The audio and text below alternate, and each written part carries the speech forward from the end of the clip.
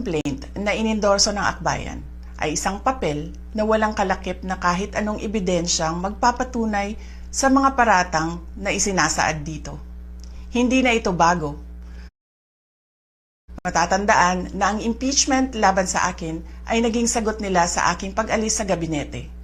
Isang hakbang na isinagawa dahil hindi na maipaliwanag ng Pangulo ang patuloy na pagkalugmok ng bayan sa kahirapan dulot ng kanyang kapabayaan at bisyo. Noong 19th Congress, binuksan pa nila ang isang Investigation in Aid of Legislation. Hindi upang lumikha ng batas, kundi upang magsagawa ng isang malinaw na fishing expedition para sa planadong impeachment laban sa akin. Paulit-ulit nilang ibinandera ang isyung Mary Grace Piatos bilang umano'y bahid ng katiwalian. Kahit na sa kabila ng lahat ng investigasyon ay wala silang naipakitang kahit isang direktang paglabag sa paggamit ng confidential funds.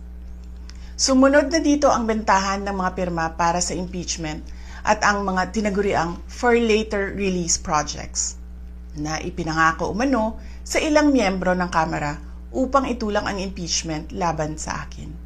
Mga pangyayaring mismong inamin na ng ilang mambabatas sa kanilang mga naging pahayag. Mga kababayan, walang kredibilidad ang akbayan upang mag-endorso o magsumite ng impeachment complaint. Ilang ulit ng hayagang ipinahayag ng kanilang pinuno ang kanyang intensyong tumakbo sa pagkapangulo. Isang malinaw na indikasyon ng pampulitikang motibo sa likod ng kanilang mga hakbang. Huwag nating kalimutan ang makasaysayang talumpati noong Agosto 2024 ni Risa Ontiveros, kung saan malinaw niyang inilahad ang tunay na motibo ng akbayan bilang isang grupo.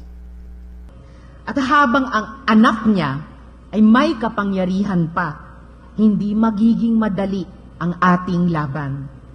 While VP Sara is in power, the threat of a full-blown Duterte comeback is still a very real and present danger. For one, they are supported by one major superpower, China. Kaya malinaw na lahat ng ito ay isang uri ng harassment at pang-aabuso sa proseso ng impeachment ng grupong akbayan. Hindi malinaw kung ano ang ipinaglalaban nila para sa kaayusan ng bayan. Pero napakalinaw ng kanilang pamumulitika at pagpapahirap sa usaping diplomasya ng ating bansa. Sa huli, ang tunay na laban ay hindi lamang laban ng iisang tao o iisang grupo. Ito ay laban para sa katotohanan at sa dangal ng ating bansa.